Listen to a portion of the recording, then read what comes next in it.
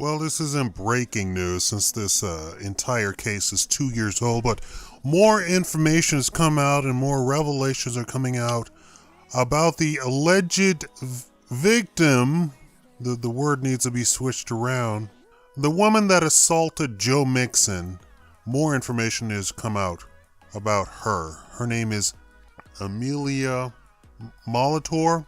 Okay, clearly in the video evidence, the video was just released to the general public. The reporters, the news was able to see the video the night, not the night or the day after or something like that, with the promise that they would not release the video to the public nor make a copy or anything like that.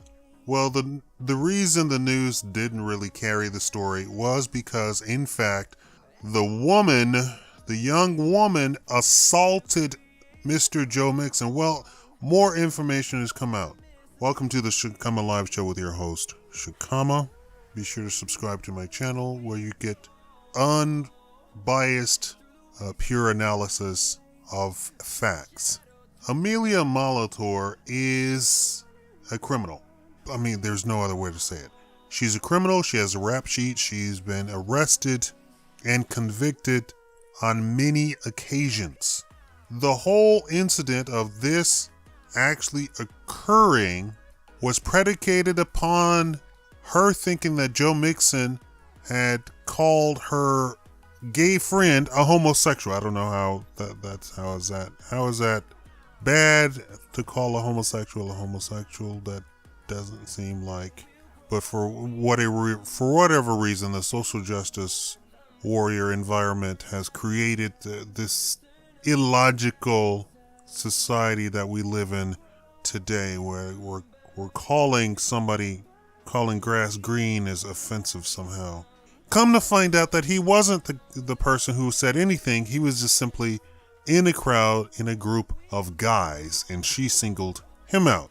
Well, then you say, well, why was he singled out and why was he charged and how did... Molitor was high and drunk that night, as were all of her friends. It is not alleged at all that Joe Mixon was high or drunk or anything like that night. It has also come out that she did not have reconstructive surgery on her jaw.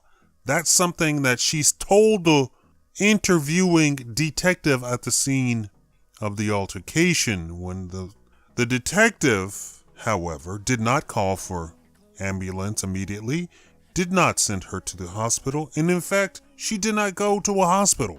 She did not go see a doctor.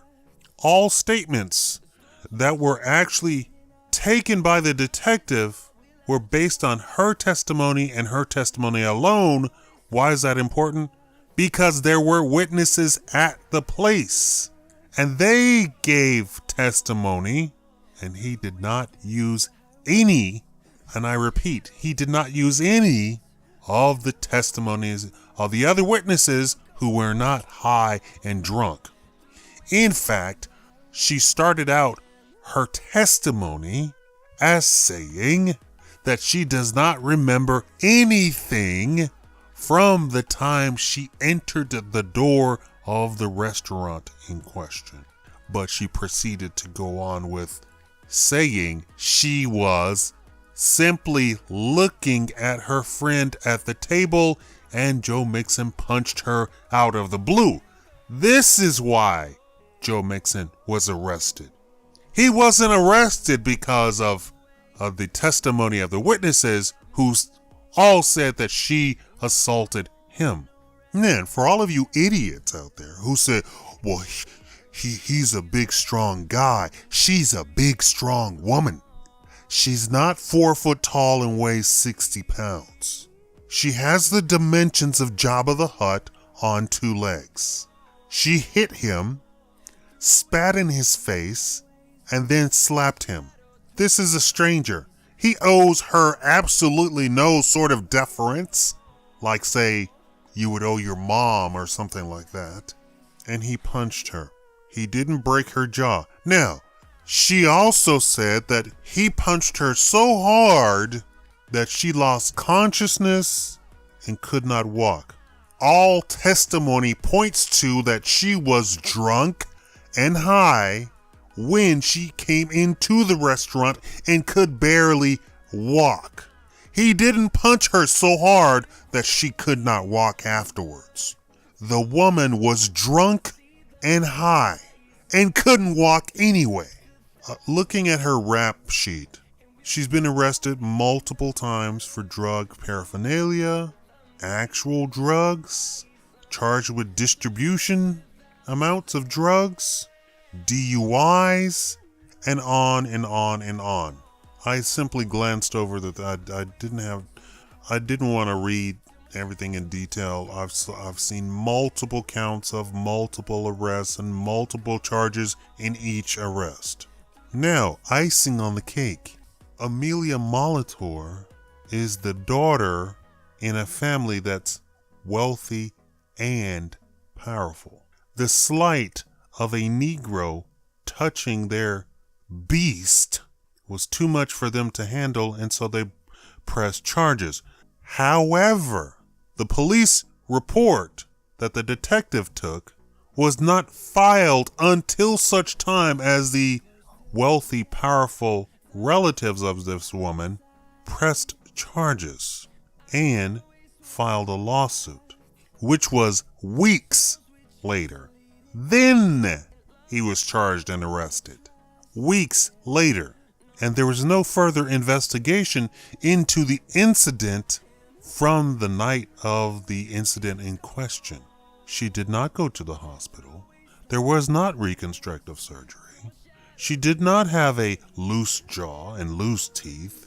None of that happened.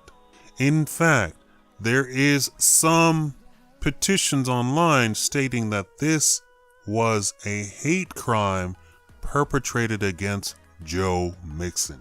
Nothing more.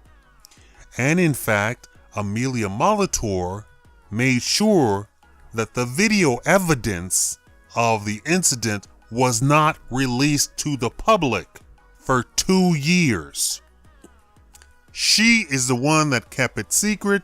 Joe Mixon had tried to get the video released to show, in fact, that she was the one who assaulted him and not vice versa.